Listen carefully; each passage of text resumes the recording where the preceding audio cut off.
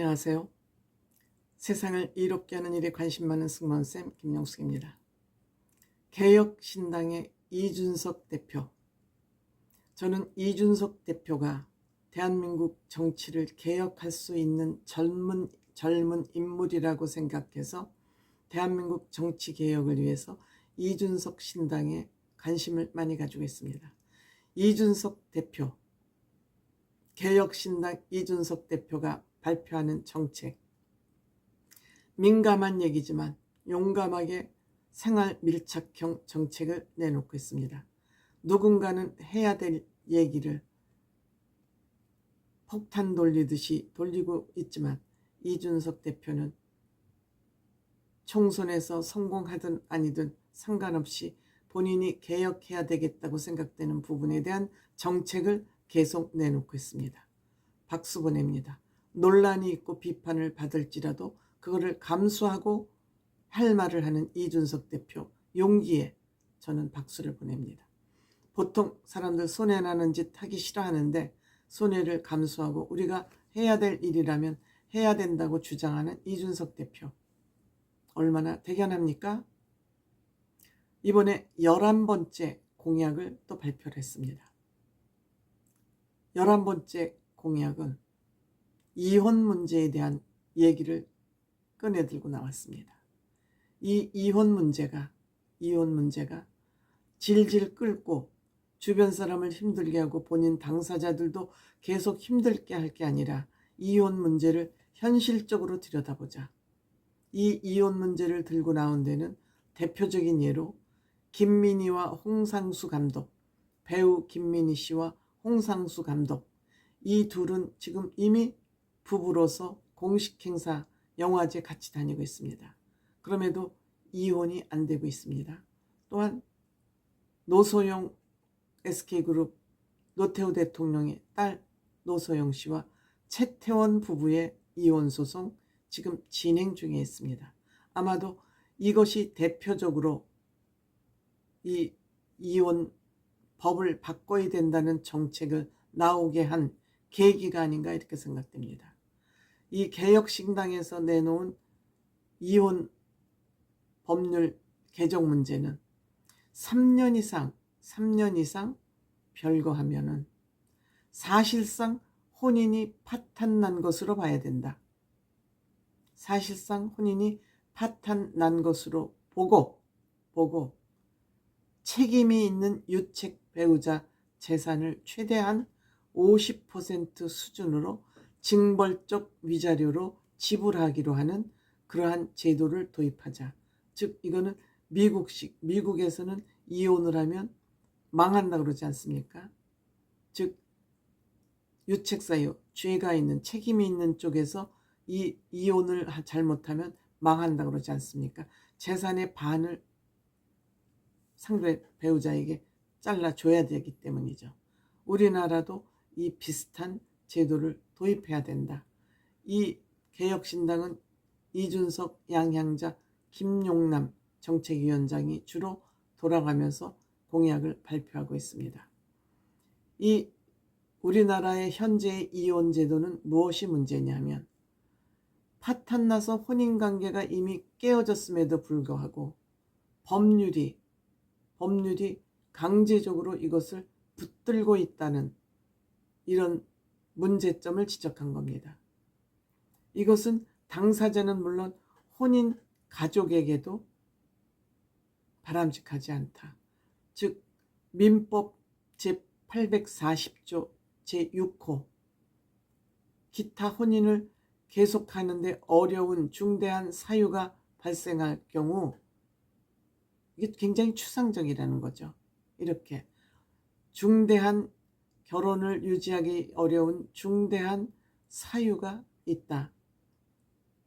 그 중대한 사유라는 것이 굉장히 추상적이라는 거죠.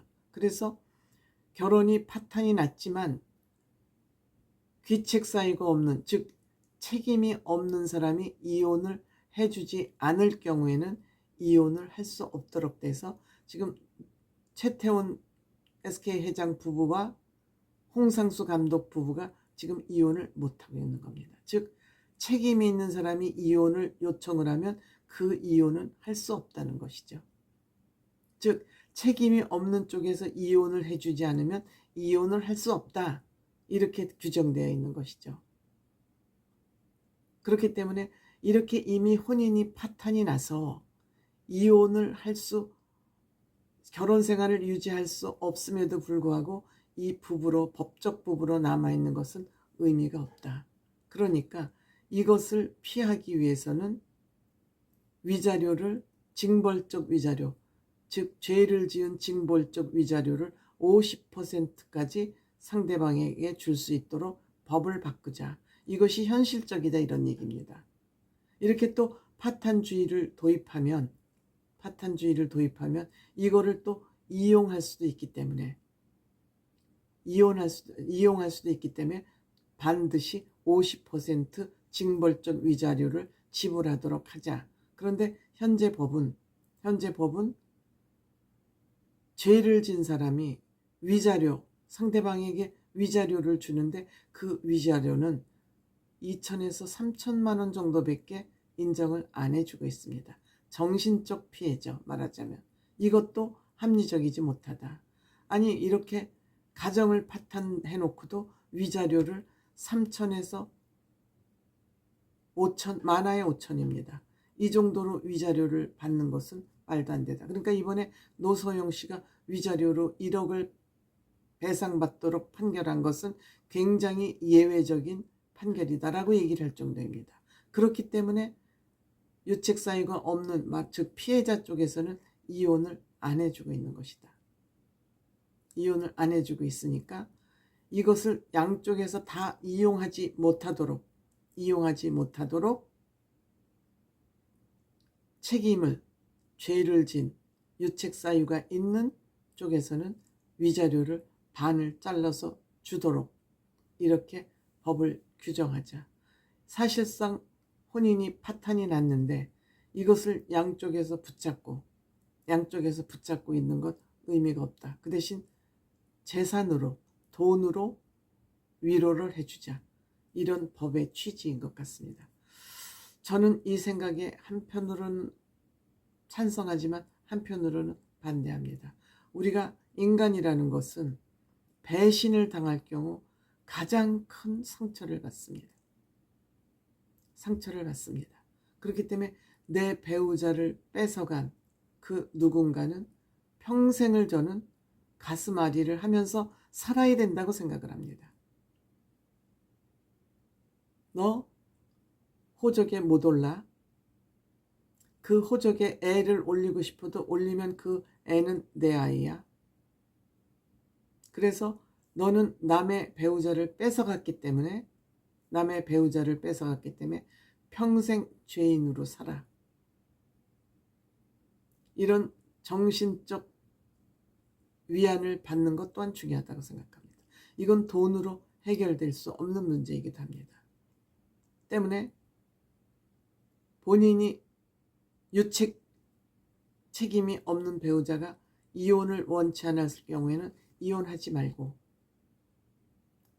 다음에 이혼을 해서 돈이라도 챙기자 할 경우에는 돈을 챙겨주지만, 징벌적 위자료를 주지만, 유책 책임이 없는 배우자가 이혼을 허락하지 않을 경우에는 이혼을 하지 못하도록 하는 그런 제도가 저는 필요하다.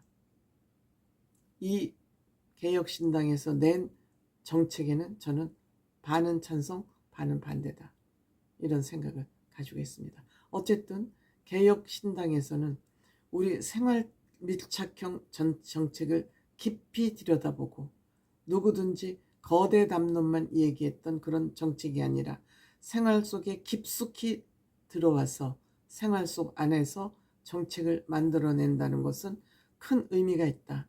이렇게 생각이 됩니다. 그런 의미에서 양양자 씨 전 다시 봤습니다. 양양자 씨가 이렇게 실력가인지는 저는 몰랐습니다. 양양자 씨하고 이준석 대표는 서로 가치관을 교류하고 있는 것 같습니다. 정말 훌륭한 두 사람이 손을 잡았다. 이렇게 생각을 하면서 저는 개혁신당 지지하는 바입니다. 이준석 대표를 좋아해서가 아니라 대한민국의 정치 개혁과 정치 발전을 위해서입니다.